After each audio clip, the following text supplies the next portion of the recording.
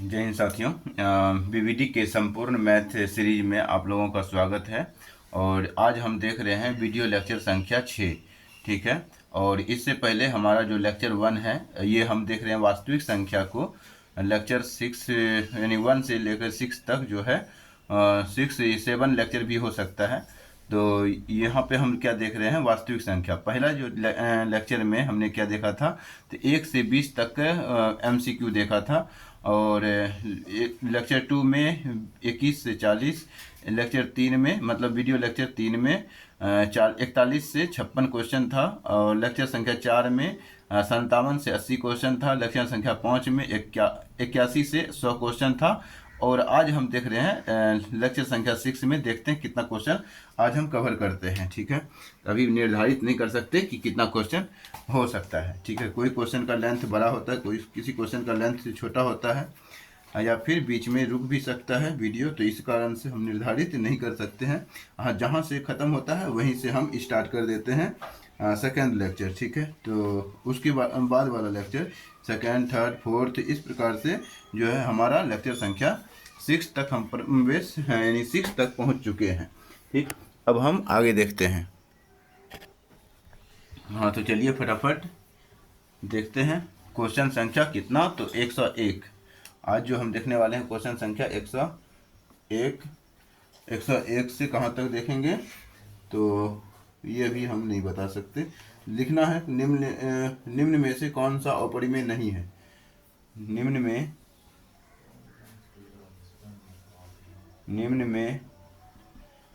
में कौन सा या कौन निम्न में कौन अपरिमेय नहीं है।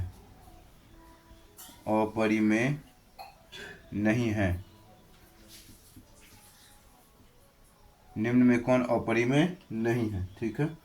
और यहाँ पे जो है पहला ऑप्शन क्या देना है, पहला ऑप्शन देना है ए नंबर में √64/81। ऑप्शन बी में देना है √ यानी कि 2√3।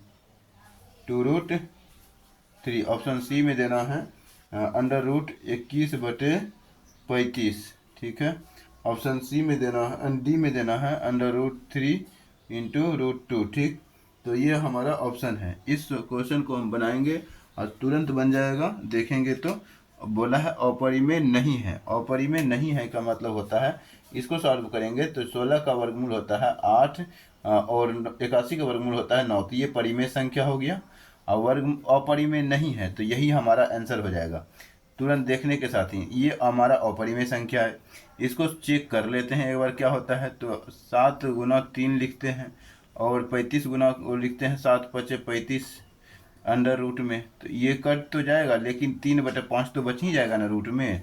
और 3/5 बच ही जाएगा। और 3 किसी का वर्गमूल भी नहीं होता है, निकल भी नहीं सकता। तो इस कारण से ये अपरिमेय संख्या ही हो जाएगा। ये अपरिमेय, ये अपरिमेय, तो इसको मल्टीप्लाई करने पे √6 होता है। और 6 करने के बाद भी इससे बाहर कुछ नहीं निकलता है। तो इस कारण से ये भी अपरिमेय संख्या ही होगा। तो इस प्रकार से हमारा ऑप्शन ए हो जाता है।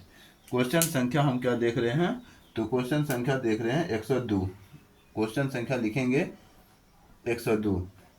निम्नलिखित में किसका दशमलव प्रसार शांत है। निम्नलिखित में से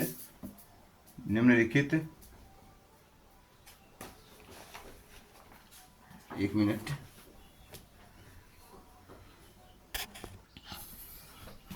हाँ, तो चलिए फिर से स्टार्ट करते हैं। देखिए, तो यहाँ पे क्वेश्चन में कह रहा है निम्नलिखित, देख लेते हैं क्वेश्चन।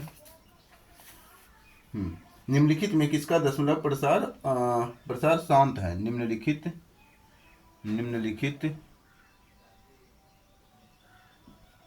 में किसका दशमलव प्रसार शांत है। निम्नलिखित में किसका दशमलव प्रसार शांत है। ऑप्शन ए में जो लिखा हुआ है वो लिखा हुआ है 3/8। ऑप्शन बी में लिखा हुआ है 6/15। ऑप्शन सी में लिखा हुआ है 29/343। और डी में लिखा हुआ है लिखा हुआ है क्या, तो 17/1536, ठीक है, तो ये लिखा हुआ है। यहाँ पे अगर आप सॉल्व करेंगे ना, तो इसको जैसे सॉल्व करेंगे तो यहाँ पे देखेंगे 2 पावर 3 होता है, ठीक है। इसको अगर 1 से गुना कर दें तो यही रहेगा, लेकिन 1 के बदले में हम क्या लिख सकते हैं, 2 पावर 3 गुना 5 पावर 0, ठीक है। तो ये यानी कि 2 to the power m into 3 यानी 5 पावर n के रूप का हो गया, ठीक है। इस कारण से हमारा आंसर जो हो गया ए हो जाएगा।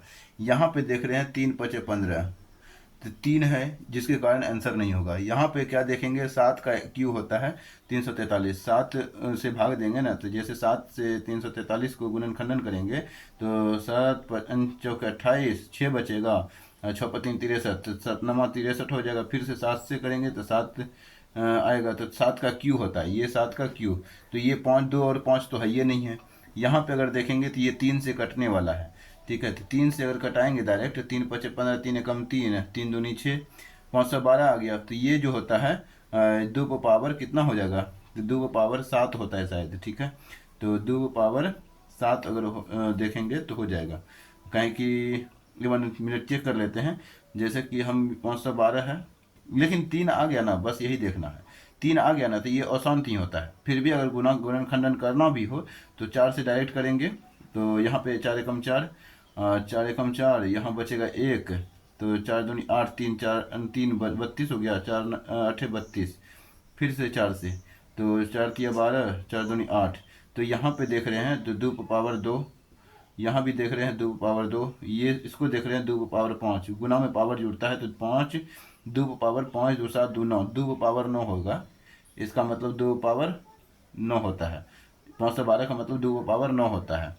तो हमें ये तो पूछा नहीं था, लेकिन 3 पूछ यानी कि यहाँ तो 3 है, इसीलिए दशमलव प्रसार ये भी अशांत है, ये भी अशांत है, ये भी अशांत है, ये शांत है। तो इस कारण से ऑप्शन हो गया ए। इसके अलावे भी हम सब कुछ चेक कर लिए आंसर निकलने के बाद भी। 102 प्रश्न हो गया। 130 नंबर पे हम प्रवेश करने जा रहे हैं, यानी कि 103 नंबर को क्वेश्चन को देखते हैं क्या है। और एक चैप्टर हमारा कंप्लीट हो जाएगा। फिर ऐसे ही फिर बीच में प्लेलिस्ट के माध्यम से आप देखते रहना है, और फिर बीच बीच में हम चैप्टर बाय चैप्टर ख़त्म करते रहेंगे, ठीक है। तो 1 चैप्टर, 2 चैप्टर, 3 चैप्टर ऐसे ही करके ख़त्म कर देंगे पूरे मैथ सीरीज को। तो देखिए क्वेश्चन संख्या 103 में क्या कहा जा रहा है। क्वेश्चन संख्या 103 में कहा जा रहा है, 103 क्वेश्चन संख्या 103 में क्या कहा जा रहा है कि सबसे छोटी अभाज्य और सबसे छोटी भाज्य संख्या का गुणनफल। सबसे छोटी ये तो बता दिए हैं, सबसे छोटी भाज्य यानी सबसे छोटी अभाज्य और सबसे छोटी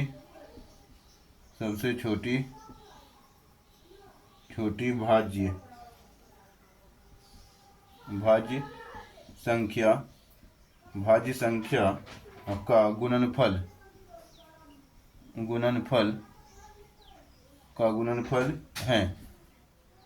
गुणनफल है, ठीक है। तो ऑप्शन ए में जो है वो 10 है, ऑप्शन बी में जो है 6 है, ऑप्शन सी में जो है 8 है, ऑप्शन डी में जो है 4 है, ठीक।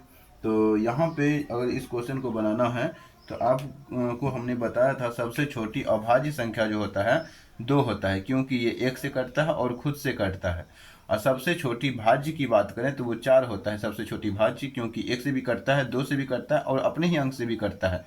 तो इसमें 2 से अधिक भाजक है, इसमें केवल 2 भाजक है, 1 और खुद, ठीक है। तो इस कारण से इसका जो गुणनफल होगा कितना बोला जा रहा है, तो इसका गुणनफल क्या होगा, तो 8 होगा। यहाँ पहले बोला था एचसीएफ, पहले जो ऐसा क्वेश्चन दिया था ना एचसीएफ पूछा था, तो वहाँ पे तो 2 निकल गया था, लेकिन यहाँ पे गुणनफल पूछा है, ठीक है। सबसे छोटी भाज्य, अभाज्य और सबसे छोटी भाज्य का, तो ऑप्शन हो जाएगा हमारा सी हो जाएगा। क्वेश्चन संख्या अब हम देख लेते हैं कितना, तो क्वेश्चन संख्या देख लेते हैं। क्वेश्चन संख्या 104 है। क्वेश्चन संख्या 104 में क्या है देखेंगे, 2 संख्याओं लिखेंगे, 2 संख्याओं दो संख्याओं ए और 18, दो संख्याओं की जगह जो है एक पहला संख्या ए है, दूसरा संख्या 18 है, का लॉसो क्या है, इसको हटा देते हैं अब हम। यहाँ पे 2 × 4 अगर लिखना भी हो तो बराबर 8, आंसर हो गया ये। तो दो संख्याओं ए और 18 का लॉसो अर्थात एलसीएम होता है, हमने बताया है। लॉसो 36 मौसो तथा मौसो दो हैं, ठीक है। तो पूछा जा रहा है, तो ए का मान है, तो ए का मान है ए का मान है, तो ऑप्शन ए में लिखेंगे 2, ऑप्शन बी में लिखेंगे 3, ऑप्शन सी में लिखेंगे 4, ऑप्शन डी में लिखेंगे 1, ठीक है। तो अब हम यहाँ पे बनाने जा रहे हैं इस क्वेश्चन को, देखेंगे क्या है। तो दो संख्याओं तो a गुना 18 है, a और गुना b, इसका जो लॉसा दिया हुआ है, हम सूत्र भी जानते हैं कि दो संख्या a गुना b बराबर जो होता है एचसीएफ गुना एलसीएम या एलसीएम गुना एचसीएफ, ठीक है, यही जानते हैं। तो यहाँ पे a जो दिया हुआ है, a का मान नहीं दिया हुआ है, b की जगह 18 दिया हुआ है, बराबर यहाँ पे लॉसा कितना दिया है, तो लॉसा 36 है, यानी पहले मौसा जो है 2 है और लॉसा जो है 36 है, ठीक। तो ए बराबर हमें निकालना है, तो गुना में है, साइड चेंज होगा, तो 2 × 36 बटे 18, 18 दूनी 36 हो गया 2 बार में, तो 2 दूनी 4, ए बराबर कितना निकल गया, 4 आंसर निकल गया। तो इसका आंसर जो होगा सी हो जाएगा, ठीक। अगला क्वेश्चन हम क्या देखेंगे, तो 105 नंबर देखेंगे। 105 नंबर थोड़ा क्वेश्चन बड़ा है, इसको मिटा लेते हैं। तो यहाँ पे आपने 104 क्वेश्चन तक देख लिया है, 150 क्वेश्चन है। 150 क्वेश्चन में से वास्तविक संख्या के अंतर्गत 104 क्वेश्चन को आप पार कर चुके हैं। तो वास्तविक संख्या देर नहीं है अब, तो वास्तविक संख्या में आप एक्सपर्ट हो जाएंगे। और ये वास्तविक संख्या जो होता है 10 मार्क्स एग्जाम के अंतर्गत पूछा जाता है, 10 यानी कि नंबर का होता है। तो यहाँ पे अब हम चलते हैं किसमें, तो 105 में, क्वेश्चन संख्या 105 में क्या कह रहा है कि एक आदमी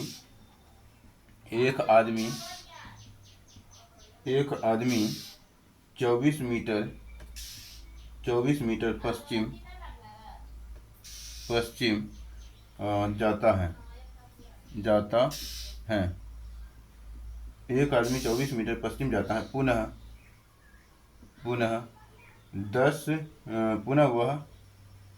वह 10 मीटर उत्तर जाता है, ठीक है,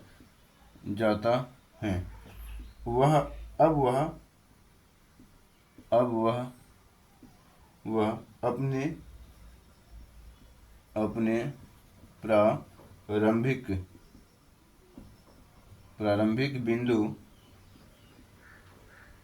प्रारंभिक बिंदु से कितनी दूरी पर है,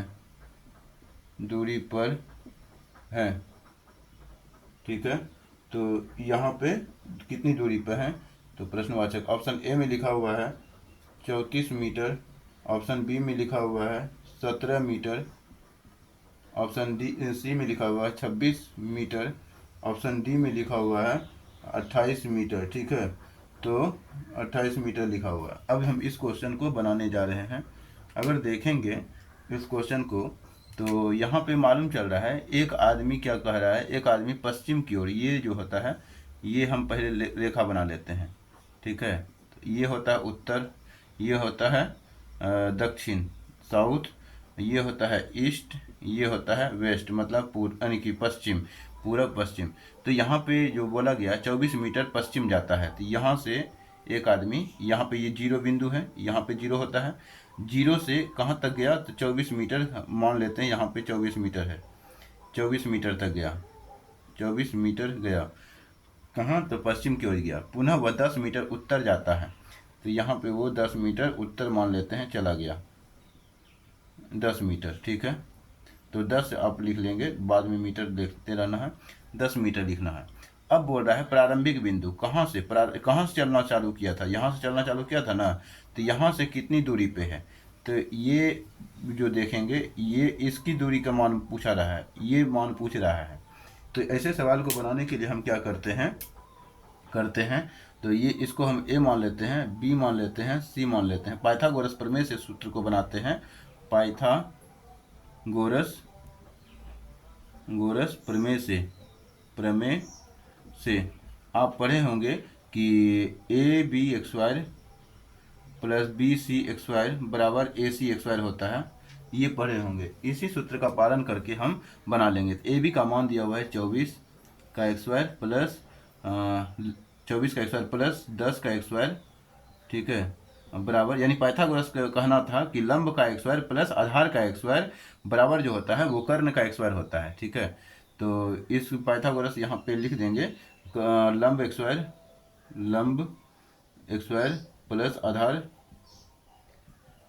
एक्स वायर बराबर कर्ण का एक्स वायर होता है। तो वही सूत्र हो गया, कर्ण हमसे पूछा जा रहा है। तो कर्ण को जो है वो ए सी है, तो ए सी यहाँ लिख देंगे। एक्स वायर में है, एक्स वायर है ना, तो एक्स वायर को साइड चेंज करेंगे तो ये रूट में चेंज हो जाता है। ठीक है, तो यहाँ एक्स वायर है, यहाँ क्या है, एक्स वायर है। तो अब यहाँ पे 24 का एक्स वायर जो होता है 576 होता है, ठीक है, प्लस 10 का एक्स वायर 100 होता है। यहाँ पे आप देख रहे हैं ए सी क्या है, हमारा कर्ण है। तो ए सी की जगह अब यहाँ पे 676 हो गया, 676 हो गया बराबर ए सी। ये 676 किसका वर्गमूल होता है? तो इसको हमें देखना है। वर्गमूल निकालने का एक आसान तरीका है, जैसे 676 है ना, तो इसको डबल संख्या पर रेखनी देते हैं। यहाँ पे देखेंगे किससे कटेगा, तो 2 दूनी 4, तो यहाँ 2 लिखेंगे, 4 लिखेंगे, आप 2 लिखेंगे, यहाँ 76 लिख देंगे। ठीक है, तो 2 2 4 हो गया। अब 4 हो गया, तो इसको कितना से गुना करेंगे तो ये कटेगा, तो देखेंगे 4 चौके 16, 4 चौके 16, ठीक है, तो 5 6 6 36 भी होता है, तो 6 6 के 36, 6 लिखेंगे, 6 6 36 के 6, बाकी 3, 6 चौक 24, 25 26 27, ठीक है, तो 26 का एक्स वायर निकला।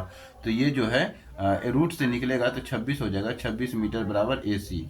तो इस प्रकार से आंसर जो होगा हमारा सी हो जाएगा। क्लियर है? इस क्वेश्चन को ऐसे बनाना है। थोड़ा सा कठिन था, लेकिन बन तो गया ना, बस आपसे बनना चाहिए, हमसे ज़रूरी नहीं है कि हमसे तो बनना ही चाहिए, हम नहीं बताएंगे तो फिर आप वैसे ही बनाइएगा। तो इस कारण से ये प्रश्न भी कंप्लीट होता है। अगला हम प्रश्न की ओर चलेंगे। क्वेश्चन संख्या कितना, तो 106 पे। ठीक है, तो 106 को देखते हैं क्या है। 106 में 106 प्रश्न की ओर हम प्रस्थान कर गए हैं, और हम उम्मीद करके ये भी चल रहे हैं कि आप लिखते हुए पढ़ रहे होंगे। ठीक है, खाली वीडियो देखने से या फिर ड्राइवर के पास आप बैठ जाते हैं और उसको टुकुर टुकुर देखते हैं कि ये कैसे गाड़ी चलाता है, तो ऐसे आप नहीं सीखते हैं। ठीक है, सीखने के लिए आपको चलाना भी पड़ता है, तो इस कारण से आपको हाथ भी चलाना पड़ेगा। हाथ चलते हुए सिर्फ देखने से नहीं सीखेंगे। तो क्वेश्चन संख्या 106 यहाँ पे जो दिया हुआ है 3.27 पे रेकरिंग दिया हुआ है। तो इस क्वेश्चन यानी कि यहाँ पे पूछा है, ठीक है, तो डैश देंगे। ऑप्शन ए में दिया हुआ है क्या, एक पूर्णांक संख्या। दूसरा में दिया हुआ है बी में कि एक परिमेय संख्या।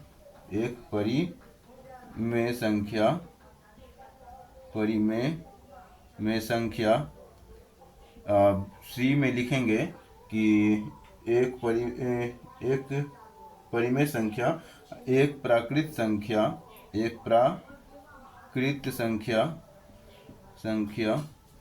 और डी में लिखेंगे एक अपरिमेय संख्या।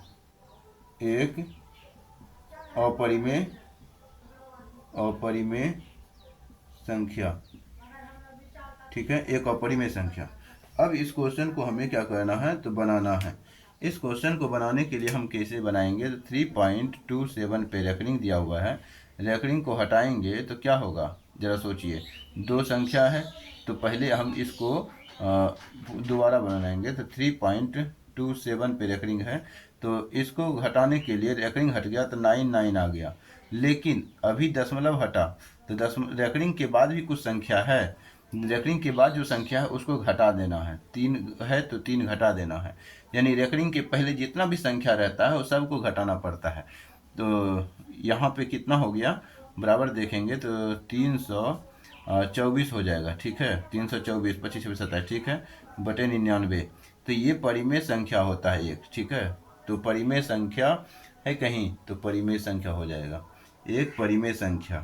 अगला क्वेश्चन की हम चर्चा करते हैं। क्वेश्चन संख्या कितना, तो 107 नंबर क्वेश्चन संख्या 107। 107 में क्या कहा जा रहा है, अंडर रूट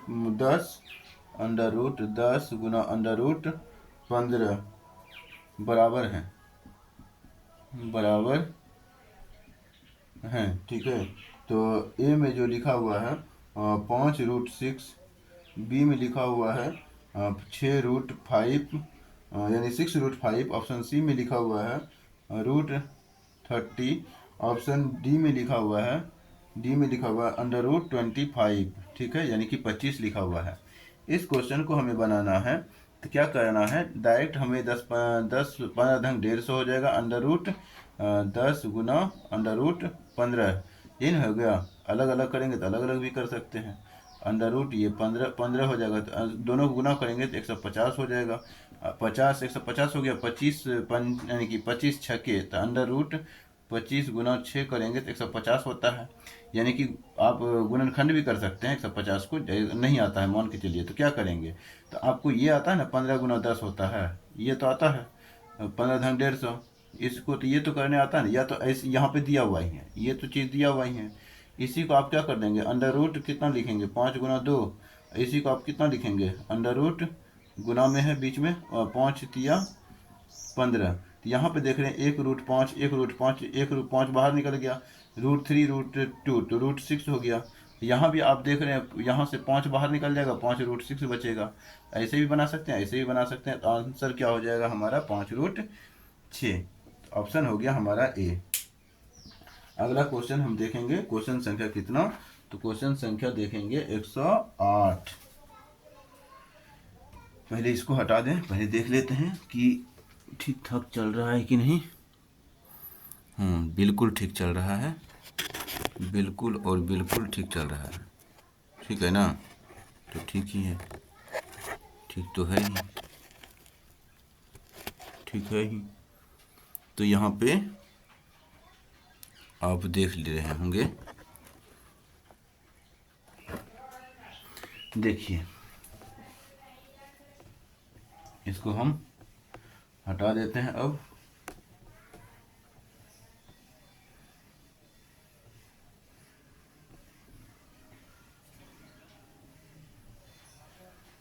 क्वेश्चन संख्या 108 लिखेंगे और हेडिंग देंगे, मतलब 108 में आप लिखेंगे क्वेश्चन नंबर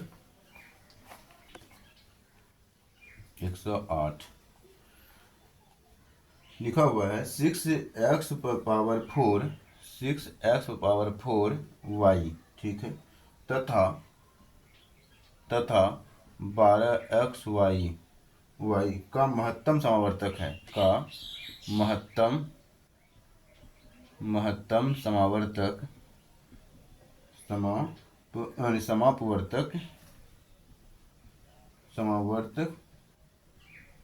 महत्तम समापवर्तक है, यही पूछा है। ठीक है, ऑप्शन ए में दिया हुआ है क्या, तो 6x(x)2y, ऑप्शन बी में दिया हुआ है 6x, ऑप्शन सी में दिया हुआ है 6y, ऑप्शन डी में दिया हुआ है क्या, तो 6xy। ठीक, इस क्वेश्चन को बनाएंगे, तुरंत बनाएंगे और देखेंगे क्या है। तो यहाँ भी x है, यहाँ भी x है, यहाँ भी y है, यहाँ भी y है, तो 6x⁴y, 12xy। यहाँ पे देखेंगे क्या कॉमन निकाल सकते हैं, तो दोनों में 6 दिख रहा है, 6 कम 6 6 दूनी 12, तो 6 बाहर निकल गया। यहाँ भी देख रहे हैं एक्स है, यहाँ भी देख रहे हैं एक्स है, तो यहाँ एक के एक्स है, यहाँ से भी एक एक्स अगर निकाल लें तो दोनों से एक एक्स निकल जाएगा। यहाँ से भी वाई है, यहाँ भी वाई है, तो दोनों से वाई निकाल लेंगे तो 6y एक्स वाई हो जाएगा। बचेगा क्या, तो 6 तो निकल गया बाहर, तो एक्स क्यू बच गया, वाई भी बाहर निकल गया है, एक्स क्यू कम, यहाँ पे अब क्या बचेगा, 6 दूनी 12, तो एक्स वाई तो निकल ही गया था ना, तो एक्स क्यू और 2 बचा, तो यहाँ से अब कुछ कॉमन नहीं निकल सकता। तो हाईएस्ट कॉमन फैक्टर, एचसीएफ का मतलब होता है हाईएस्ट कॉमन फैक्टर है। तो हाईएस्ट जो कॉमन हो गया, यानी कि सबसे बड़ा जो कॉमन हो गया दोनों में, वो हो गया 6xy। तो आंसर क्या हो जाएगा हमारा, 6xy, ऑप्शन डी हो जाएगा। लिखेंगे आंसर डी। ठीक, अगला प्रश्न हम देखेंगे क्या है, तो 109 नंबर प्रश्न को देखेंगे। लिखेंगे 109 नंबर में, क्वेश्चन संख्या 109 लिखेंगे कि 2 तथा 2.5, यानी 2 यानी 2 तथा 2.5, 2.5 के बीच बीच बीच की अपरिमेय संख्या है। 2 तथा 2.5 के बीच की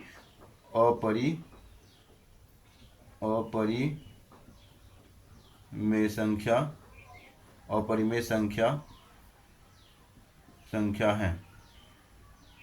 ठीक है, तो यहाँ पे ऐसा क्वेश्चन है, तो ऑप्शन ए में लिखेंगे √11, ऑप्शन बी में लिखेंगे कि √5, ऑप्शन सी में लिखेंगे कि √22.5, ऑप्शन डी में लिखेंगे क्या, तो √12.5। ठीक है, तो अब यहाँ पे देखना है 2 और 2.5, इसके बीच का जो अपरिमेय संख्या है वो देखना है हमें। ठीक है, इसको थोड़ा सटा करके लिखना होता है, इतना सा तो आप जानते ही हैं। और यहाँ पे अब देखेंगे कि 2 और 2.5 के बीच की अपरिमेय संख्या, हम देखते हैं क्या, 2 का यानी कि 4 का जो यानी कि होता है, 4 का जो वर्गमूल होता है 2 होता है। ठीक है, और 9 का जो वर्गमूल होता है ये 3 होता है। ठीक है, हमें ऐसा कोई संख्या देखना होगा कि ये दोनों के बीच में कोई आए।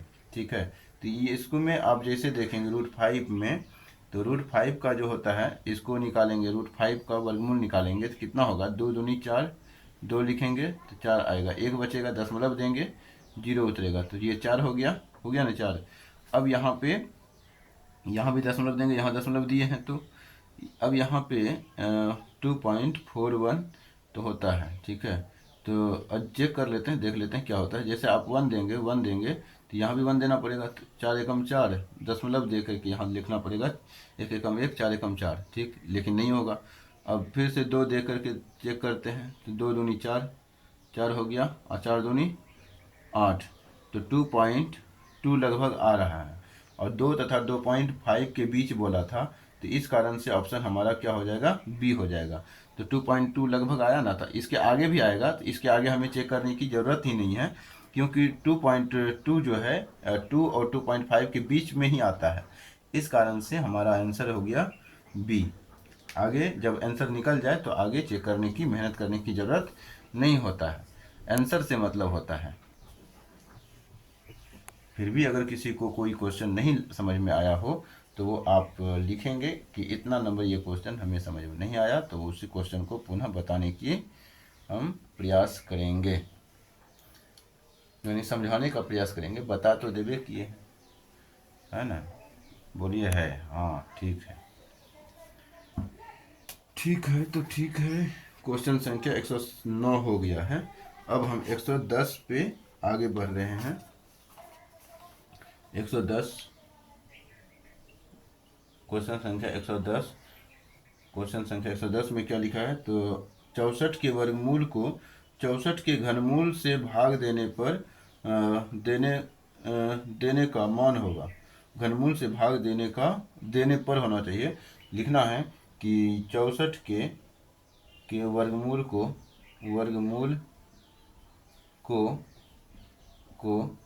64 के ही, यानी 64 के घनमूल से भाग देने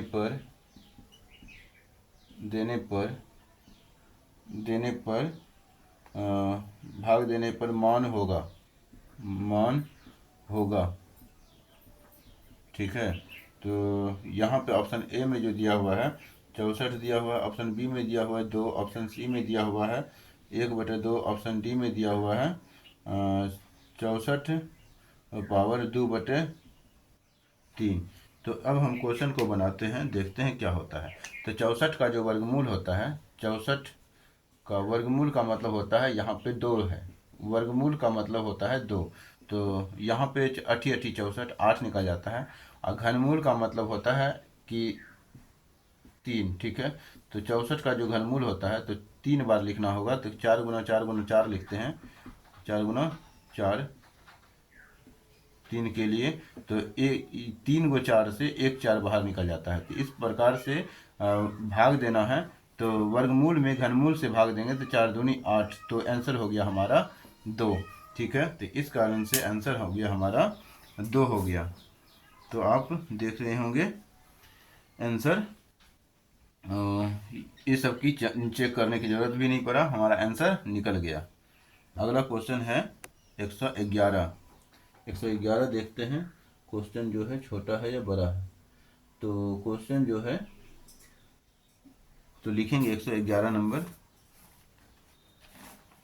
क्वेश्चन संख्या 111।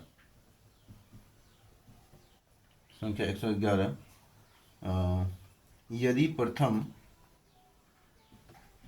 यदि प्रथम यदि प्रथम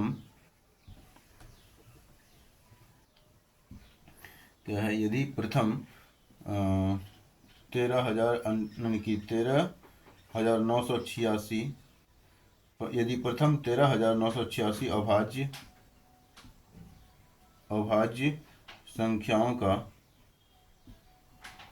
संख्याओं का संख्याओं का योग योग n है तो n हमेशा तो n हमेशा हमेशा n हमेशा डैश होगा, डैश से ए, ऑप्शन ए में लिखेंगे 6। मतलब डैश से का मतलब हो गया हमेशा भाज्य, तो हमेशा तो n हमेशा भाज्य, n हमेशा भाज्य। अब लिखना है डैश से है, डैश से मतलब किससे भाज्य होगा, 6 से, ऑप्शन बी लिखेंगे, ऑप्शन बी लिखेंगे 4 से, ऑप्शन सी लिखेंगे 8 से, ऑप्शन डी में लिखेंगे कि कोई नहीं। ठीक है, तो वो हमेशा भाज्य की अगर बात करते हैं तो वो अभाज्य संख्या से ही भाज्य होता है, इनमें से कोई अभाज्य संख्या नहीं है। इस कारण से आंसर जो होगा हमारा डी हो जाता है। ठीक है, क्योंकि अभाज्य पर यदि प्रथम 13,986 अभाज्य संख्या है, अभाज्य संख्याओं का योग करेंगे, अभाज्य संख्याओं का योग करने पर हमें क्या पता चलता है कि वो जो होता है हमेशा कटने की बात करते हैं, तो वो हमेशा कटने की बात क्या होगा, तो अभाज्य संख्या से ही हमेशा कटेगा।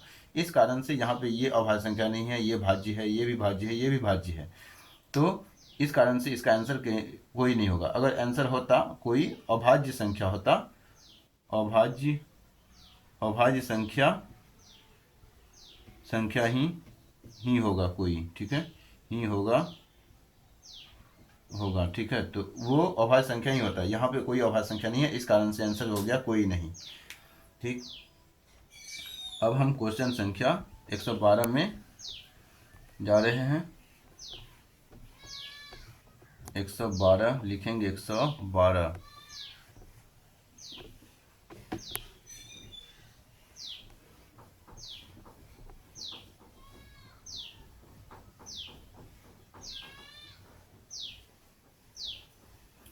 क्वेश्चन संख्या 112।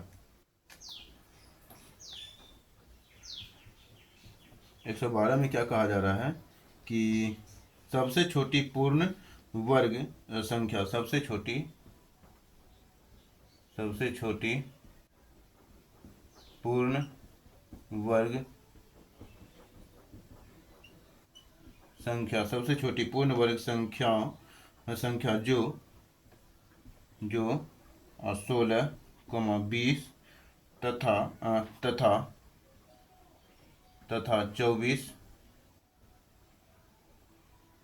तथा 24 से तथा 24 से यानी यह 24 प्रत्येक से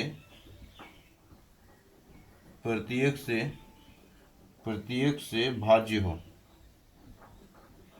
हो, ठीक है, प्रत्येक से भाज्य हो, वह है, ठीक है। तो यहाँ पर ऑप्शन ए में जो दिया हुआ है 240 दिया हुआ है, ऑप्शन बी में जो दिया हुआ है 1600 दिया हुआ है, ठीक। ऑप्शन सी में जो दिया हुआ है 2400 दिया हुआ है, ऑप्शन डी में जो दिया हुआ है वो 3600 दिया हुआ है, ठीक है। अब इस क्वेश्चन को हम बनाएंगे। क्या कह रहा है कि सबसे छोटी पूर्ण संख्या जो 6 यानी जो 16, 20, 24 प्रत्येक से भाज्य है वह है। तो यहाँ पे हम क्या करेंगे, 16, 20, 24 का पहले हम निकाल लेते हैं एलसीएम। 24 एलसीएम निकालने के लिए पहले हम हाईएस्ट कॉमन देख लेते हैं क्या है। तो हाईएस्ट कॉमन 4 है, 4 चौके 16, 4 हो गया, 4 पंचे 20, 4 छक्की 24। ये हो गया हमारा एचसीएफ। क्यों एचसीएफ हो गया? क्योंकि अब तीनों से कुछ बड़ा कॉमन नहीं आएगा, तीनों से कोई कॉमन यानी कोई तीनों संख्या से कोई कुछ कॉमन नहीं आ सकता। तो ये हो गया हमारा एचसीएफ, ठीक है। अभी और कटाएंगे एलसीएम के लिए, 2 से अभी और कट रहा है। तो 2 दूनी 4, 2 पंचे 10 यानी कि 5 की 25, 2 तिया 6। अब इससे भी कुछ कॉमन नहीं आएगा, तो इस कारण से अब हम एलसीएम निकाल लेंगे। एलसीएम जो होता है वो एचसीएफ समेत 4 गुना 2 गुना 2 गुना 5 गुना 3। तो अब यहाँ पे हम क्या देख रहे हैं, 4 दूनी 8, दूनी 24, 8 दूनी 16, 16 पंचे 80, 80 गुना 3, 8 तिया 24, 240 हो जाता है। अब वो जो संख्या होगा 240 ही होगा, ठीक है।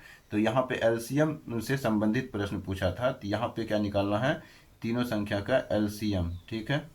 तो प्रत्येक यानी कि अब ये देखिए, ये 240 जो है वो 16 से भी कट जाएगा, 20 से भी कट जाएगा, 24 से भी कट जाएगा, ठीक है। तो इस कारण से आंसर जो होगा हमारा ए हो जाएगा।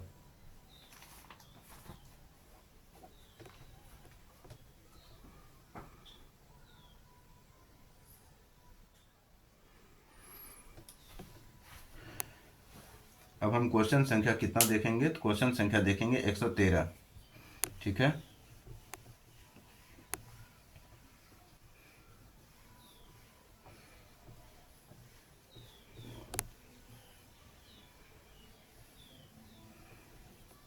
लिखेंगे क्वेश्चन संख्या 113। क्या है 113 में? 113 में है कि संख्या 0.32 पे रेकरिंग है को P बटे Q के रूप में जहाँ P, Q पूर्णांक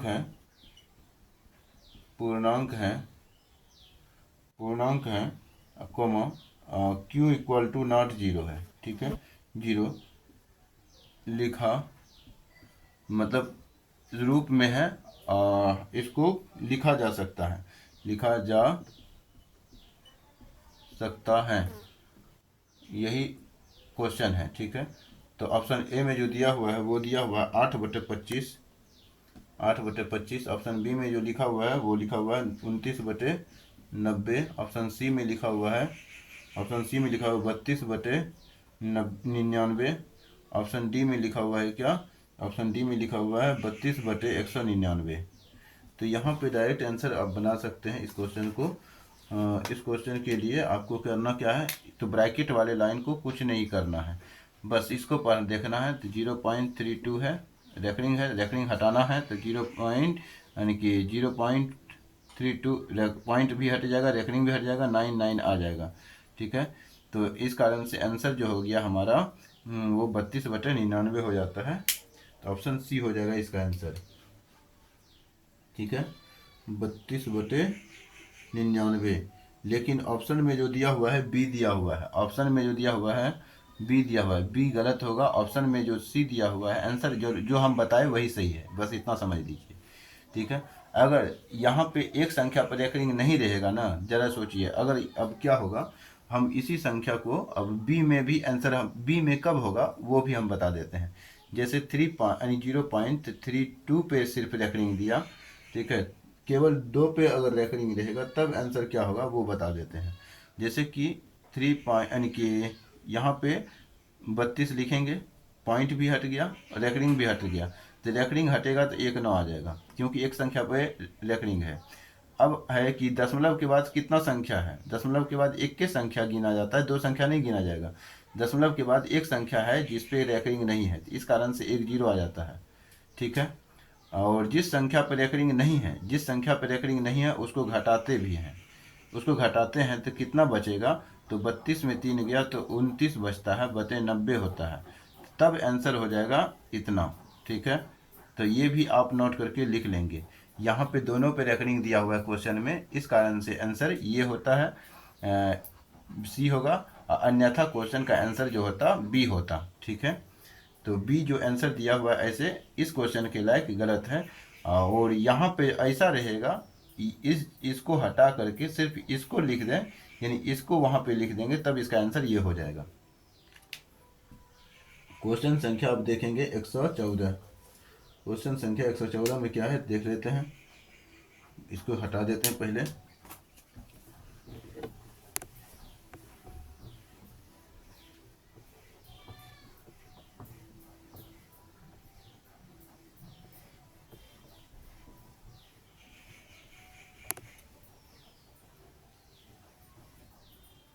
लिखेंगे क्वेश्चन संख्या 114, क्या दिया हुआ है, तो संख्या 23.43 है, क्या 43 है, 43 पे रेकरिंग है, को पी बटे क्यू के रूप में, को रूप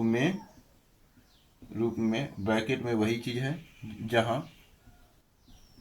जहाँ पी कमा क्यू पूर्णांक है,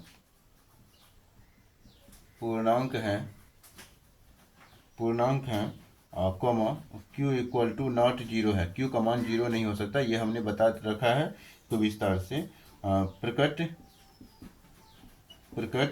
किया जा सकता है।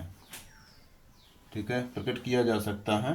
तो यहाँ पे इसका ऑप्शन जो दिया हुआ है वो दिया हुआ है 2320/99। ऑप्शन बी में दिया हुआ है 2343/100। ऑप्शन सी में दिया हुआ है 2343/999। ऑप्शन डी में दिया हुआ है 2320/999। ठीक है। तो इस क्वेश्चन को आंसर अगर देखेंगे तो डायरेक्ट हमें आंसर प्राप्त हो रहा है। इसको देखेंगे तो 23.43 पे रेकरिंग है, रेकरिंग हटेगा तो 29 आ जाएगा, 2343/29 आ गया। ठीक है। और दशमलव के बाद कोई ऐसा संख्या नहीं है जिसपे कोई रेकरिंग नहीं है, इस कारण से जीरो तो होगा नहीं।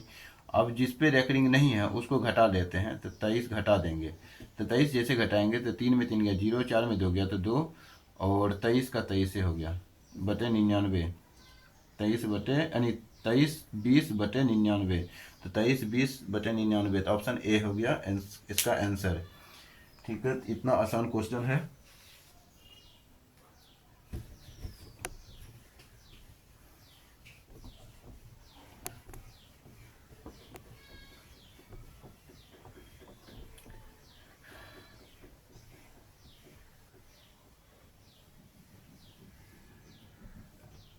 अगला क्वेश्चन देखेंगे, कितना नंबर, तो 115 नंबर, क्वेश्चन संख्या 115। क्या है 115 में, तो दो संख्याओं का लघुत्तम समावर्तक, दो संख्याओं का लघुत्तम समावर्तक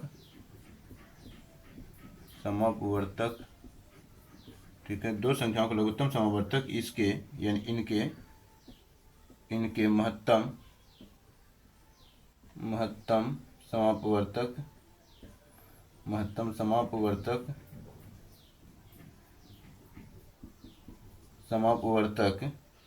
समापवर्तक का 14 गुना है। 14 गुना ऐसे ही लिखेंगे, 14 गुना है। ठीक, 14 गुना है। और लघुत्तम समावर्तक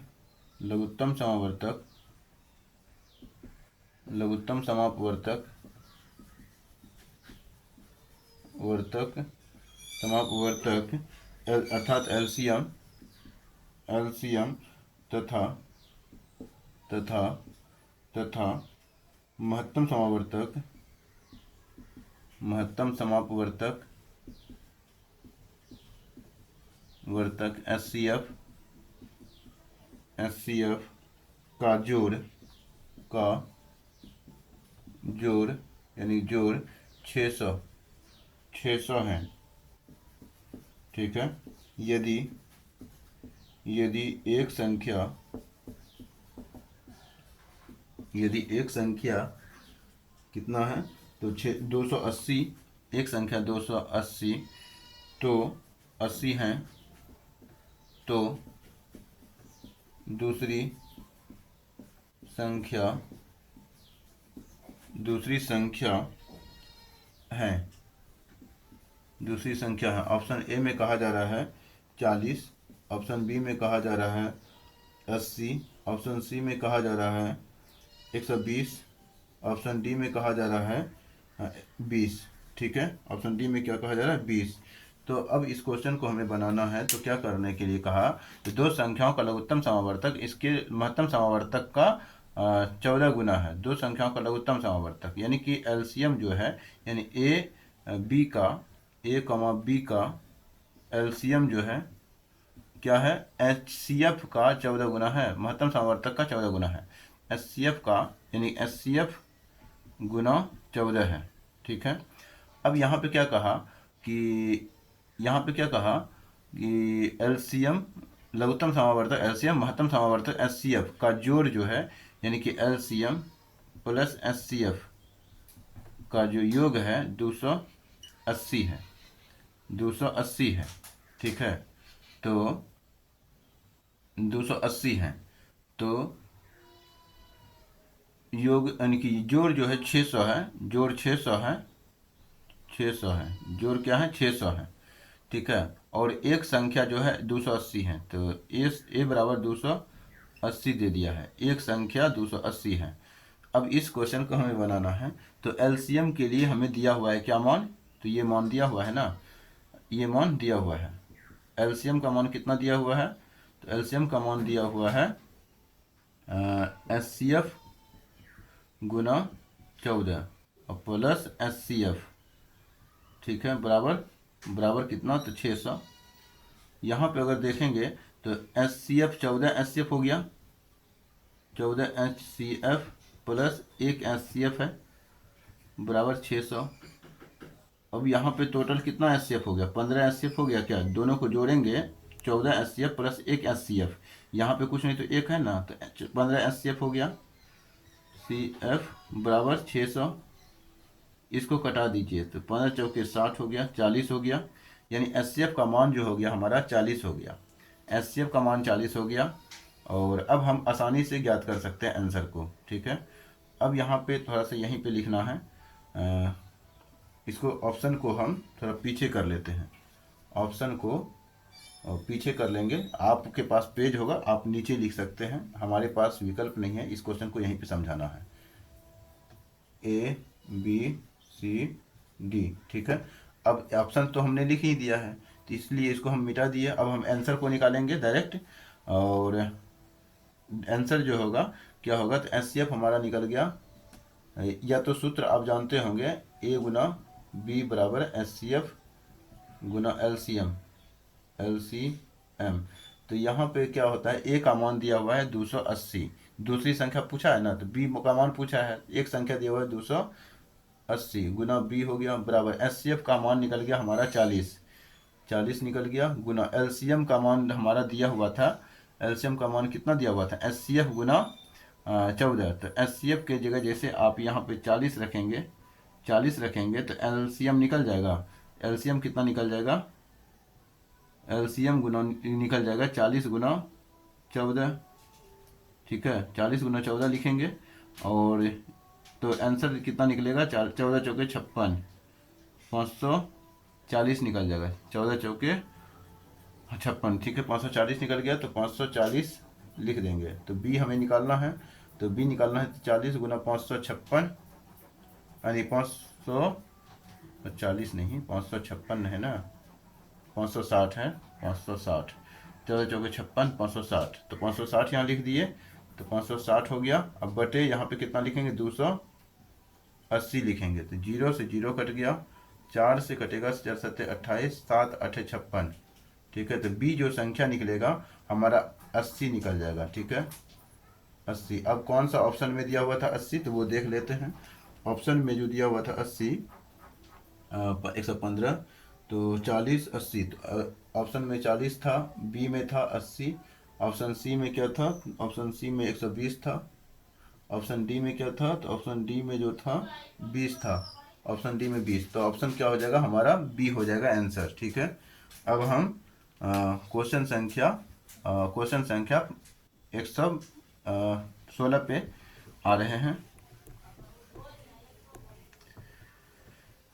जिसको समझ में नहीं आया होगा जो नहीं लिखे होंगे वीडियो को रोक लेंगे पहले लिख लेंगे उसके बाद आगे बढ़ेंगे। ठीक है उसके बाद जो है लिखना है उसके बाद में लिखना है यानी कि पूरा जब तक नहीं लिखेंगे तब तक आगे नहीं बढ़ना है। यानी वीडियो को आपके पास रोकने का विकल्प है। क्वेश्चन संख्या कितना है तो 116। ठीक है 116 में क्या कहा जा रहा है x power n plus 1 x power n plus 1 का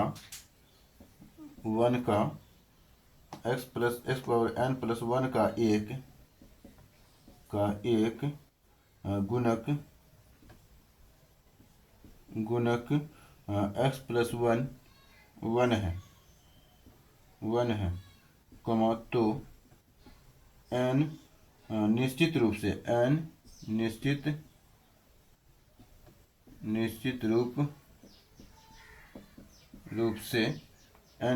रूप से ऑप्शन ए में लिखा हुआ है क्या इतना ही लिखा है क्वेश्चन। ऑप्शन ए में लिखा हुआ है एक विषम पूर्णांक है।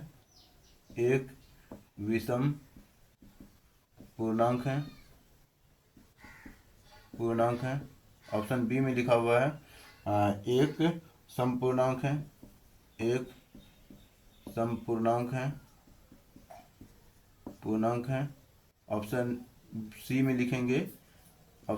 लिखेंगे कि ऑप्शन सी में लिखा हुआ है एक ऋणात्मक पूर्णांक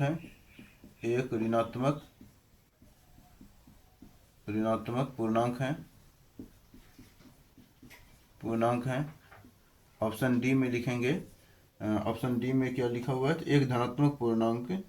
एक धनात्मक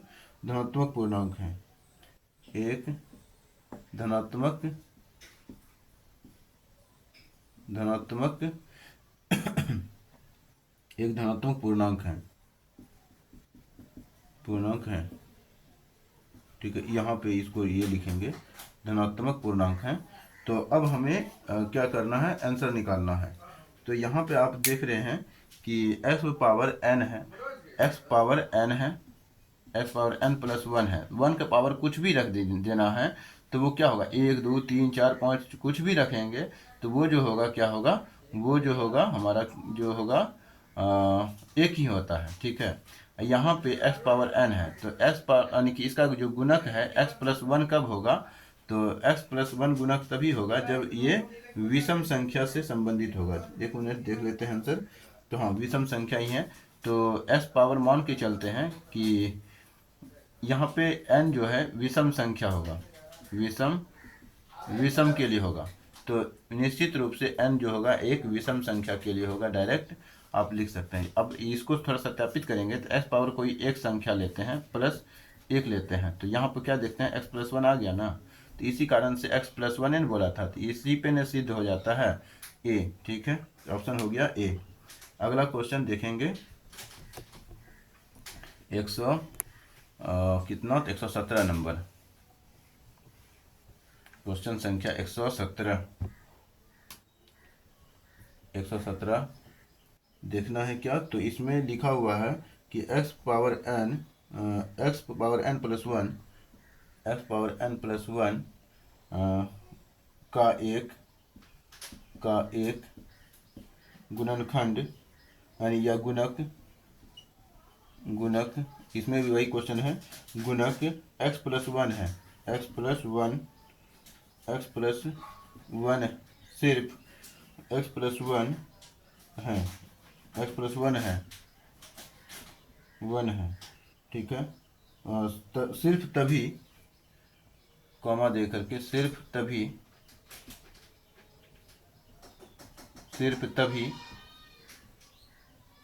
तभी क्या क्या के आगे बोला, यानी कि विकल्प दिया हुआ है कि n एक विषम पूर्णांक है, तो वही बात हो गया, n एक विषम पूर्णांक है, तो इसी का आंसर यही हो जाता है, आगे वही ऑप्शन दिया हुआ था। ठीक है, तो जो 116 में है 116 के समान ही है, 116 117 एक ही क्वेश्चन था। और 118 में प्रवेश करेंगे, तो क्वेश्चन संख्या 118 जो है देख लेते हैं 118 में क्या है। 118 क्वेश्चन संख्या 118 में क्या दिया हुआ है, तो लिखेंगे कि निम्नलिखित में कौन सा भिन्न दशमलव प्रसार शांत है। निम्नलिखित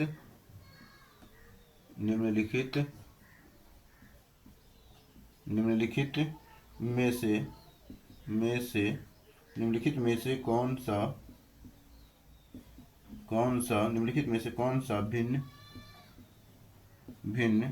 दशमलव प्रसार या भिन्न का दशमलव प्रसार मतलब प्रसार शांत है। ठीक है, शांत है। ऑप्शन में जो ए में जो दिया हुआ है 11/700, ऑप्शन बी में जो दिया हुआ है वो दिया हुआ है 91/2100, ऑप्शन सी में दिया हुआ है 343/2 का क्यूब प्लस 5 का, यानी कि गुना 5 का क्यूब गुना 7 का क्यूब। ठीक है, और ऑप्शन डी में दिया हुआ है इनमें से कोई नहीं।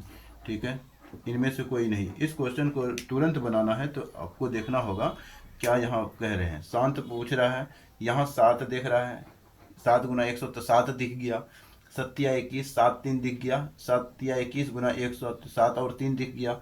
यहाँ पे इनमें से कोई की नहीं, कि पहले जो है 7 का क्यू और ये जो होता है 7 का क्यू होता है, तो ये 7 का क्यू और 7 के क्यू से कट जाता है एक बार में, तो 1/2 पावर 3 5 पावर 3, तो 2 पावर n, क्या शांत के लिए हम क्या जानते हैं, 2 पावर n यानी m इंटू 5 पावर m के रूप का होना चाहिए। ठीक है, तो वो इसीलिए ऑप्शन सी इसका आंसर हो जाएगा। क्वेश्चन संख्या 119 और 120 देखते हैं आगे क्या होता है।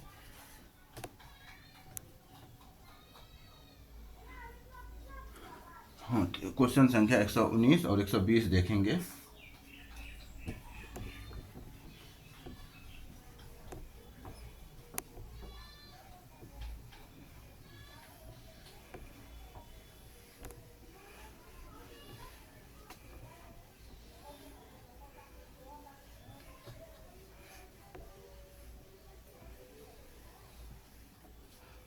लिखेंगे क्वेश्चन संख्या 119,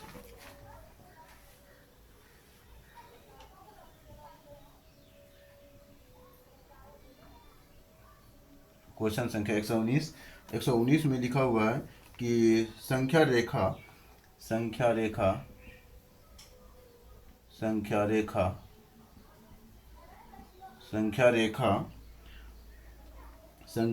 के बाद इसको ब्रैकेट में नंबर लाइन भी बोल देते हैं, नंबर लाइन, ठीक है, नंबर लाइन भी बोलते हैं, पर प्रत्येक बिंदु प्रदर्शित करता है, पर प्रत्येक बिंदु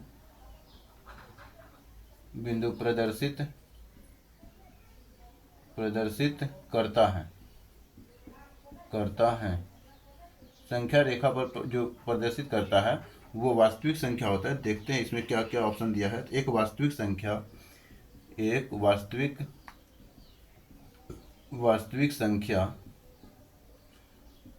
ऑप्शन बी में लिखा हुआ है, ऑप्शन बी में जो है एक प्राकृत संख्या,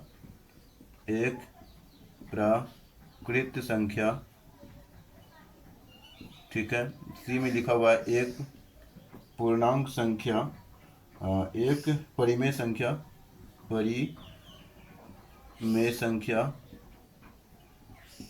ऑप्शन डी में लिखा हुआ है कि एक अपरिमेय संख्या, हाँ तो एक अपरिमेय संख्या।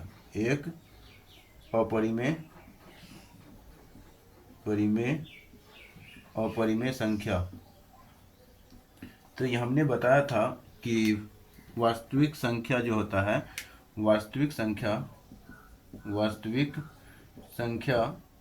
जो होता है परिमेय में n अपरिमेय, और भी बोल सकते हैं इसको n ऐसे भी लिखा हुआ देखते होंगे, तो इसको n पढ़ते हैं। परिमेय और अपरिमेय का सम्मिलित रूप,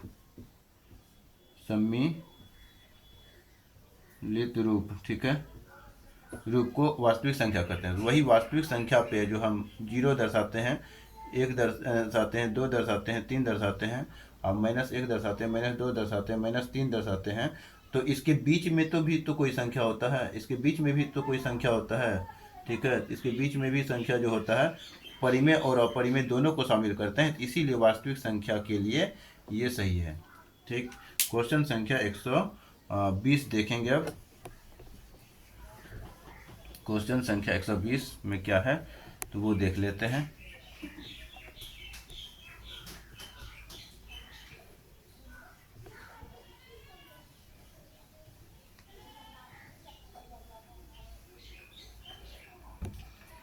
लिखेंगे क्वेश्चन संख्या 120 में क्या कहा जा रहा है, तो 7 एक डैश है, ठीक है। √7 एक डैश संख्या है, संख्या भी लिख सकते हैं, संख्या है, ठीक है। ऑप्शन ए में दिया हुआ है कि एक परिमेय संख्या, एक परिमेय संख्या। ऑप्शन बी लिखेंगे अपरिमेय संख्या।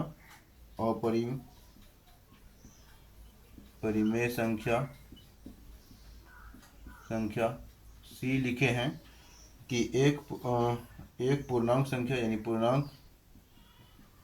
पूर्णांक संख्या। ऑप्शन डी में लिखा हुआ है डी एक, यानी इनमें से कोई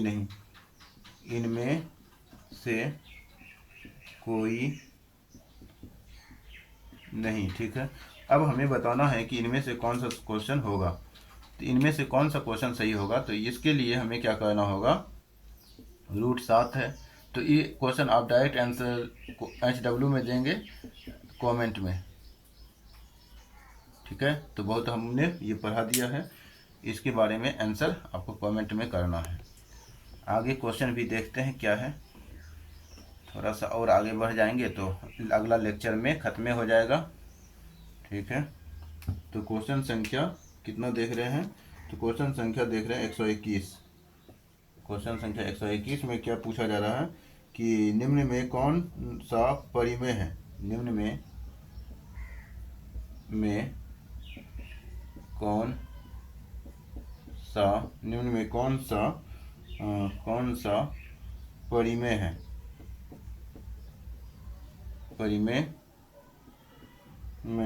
ठीक है, परिमेय है। ऑप्शन ए जो है, ऑप्शन ए में पाई है, ऑप्शन बी में जो है √7 है, ऑप्शन सी में जो है रूट 16/25 है। ऑप्शन डी में जो है वो कहता है 3√3/√2 है। ठीक है, तो यहाँ पूछा जा रहा है कौन परिमेय संख्या है। तो ये दोनों कटने वाला नहीं है, ये अपरिमेय ही है। ये जो है 4 निकल जाएगा, 5 निकल जाएगा, ये से इससे ये अपरिमेय ही होता है। तो ऑप्शन हमारा सी हो गया। ठीक है, क्वेश्चन संख्या 122 की बात करते हैं। तो 122 में जो क्वेश्चन है √5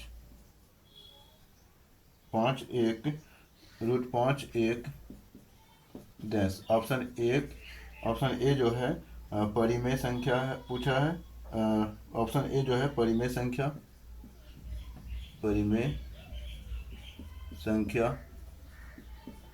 है। ऑप्शन बी में जो दिया है अपरिमेय संख्या है। अपरिमेय संख्या है। सी में दिया है पूर्णांक है। ऑप्शन डी में लिखा है इनमें से कोई नहीं। इनमें से कोई नहीं। इस क्वेश्चन का भी आप HW है, ये क्वेश्चन भी HW है।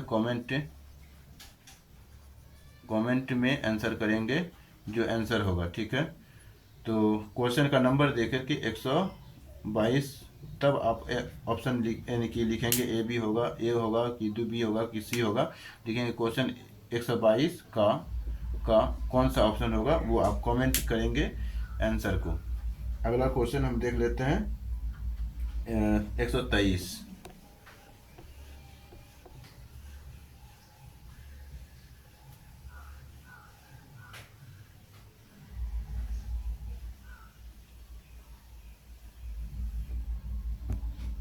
क्वेश्चन संख्या 123 में कहा जा रहा है कि 3 + 2√5 एक डैश संख्या है। 3 + 2√5 एक डैश संख्या है। ठीक है, डैश संख्या है। तो यहाँ पे ऑप्शन जो दिया हुआ है ए, क्या दिया है, तो अपरिमेय संख्या।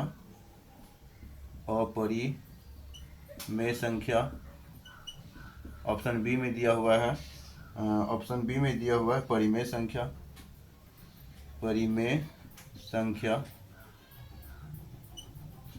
ऑप्शन सी में दिया हुआ है पूर्णांक संख्या।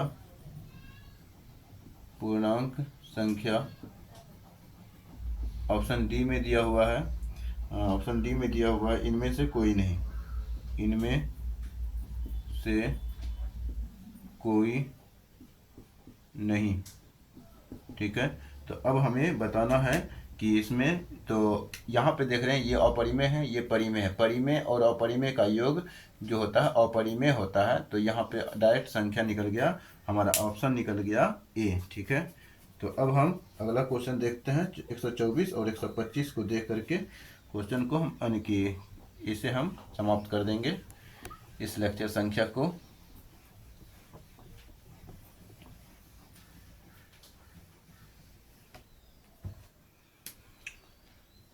क्वेश्चन संख्या है 124 में कहा जा रहा है परिमेय संख्या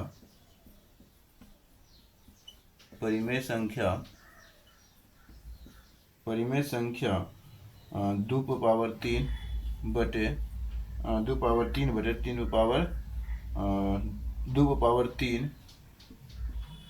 गुना 5/2 का दशमलव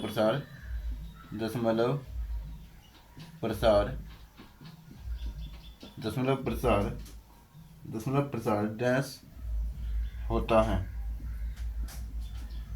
है। ठीक है, होता है।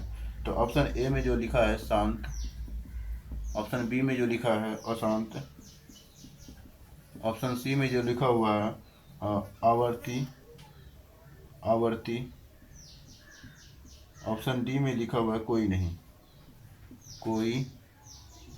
नहीं। ठीक है, कोई नहीं।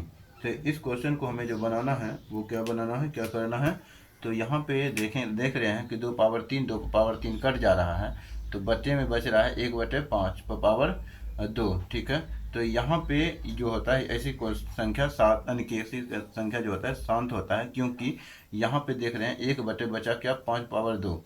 ठीक है, तो यहाँ पे 2 पावर यानी कि अगर इसको 5 पावर 2 को 1 से गुना कर दें तो कोई फर्क नहीं पड़ता है। अब 1 पावर 2 का मतलब एक बराबर जो हम ऐसे भी लिख सकते हैं 2 पावर 0 को हम 1 लिख सकते हैं। इस कारण से 1/2 गुना 5 पावर 2, ये जो मान होता है 1 होता है, तो ये 5 ही 125 ही रह गया। इस कारण से 2 power m into 5 power n के रूप का हो गया, तो इस कारण से ये शांत होगा। क्वेश्चन संख्या 125 को देखेंगे। 125 और 25 क्वेश्चन हम अगले लेक्चर में कंप्लीट कर देंगे, तो ये चैप्टर कंप्लीट हो जाएगा वास्तविक संख्या का। क्वेश्चन संख्या कितना हो जाएगा, तो 125 में लिखेंगे कि 2 परिमेय संख्याओं के बीच कितनी परिमेय संख्या हो सकती हैं। लिखेंगे 2 परिमेय संख्याओं के बीच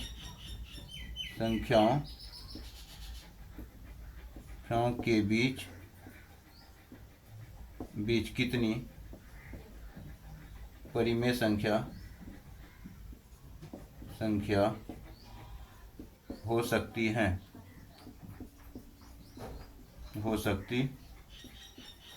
ठीक है, तो 2 परिमेय संख्याओं के बीच कितनी अपरिमेय संख्या हो सकती हैं। ऑप्शन ए में जो लिखा है 1, ऑप्शन बी में लिखा हुआ है 2, ऑप्शन सी में लिखा हुआ है 3, ऑप्शन डी में लिखा हुआ है अनंत। तो अनंत संख्याएं हो सकती हैं। ठीक है, तो क्योंकि जैसे देखिएगा 1 और 2, यहाँ पे 1 है 2 है, तो इसके बीच भी कोई संख्या होता है, जैसे कि 1/2, ये क्या है 1/2, 1/3 क्या है 1/3, जैसे कि यहाँ पे जो है 0.0001, ये एक यानी कि यहाँ पे देखेंगे 1 और 2 के बीच है, तो 1.001, तो 1 और 2 के बीच ही है 1.00003। तो इस प्रकार से कोई अंत नहीं होता है कितना संख्या होगा, तो इस कारण से अनंत संख्याएं हो सकती हैं। इसलिए आंसर हो गया हमारा 125 का डी। ठीक है, तो आज का जो है लेक्चर यहीं पे हम समाप्त करेंगे। तो हमने लेक्चर संख्या 6 में क्या देखा, तो लेक्चर संख्या 6 में कहाँ से कहाँ तक देखा, तो लेक्चर संख्या 6, हाँ ठीक है, इसमें प्रश्न जो देखा हमने,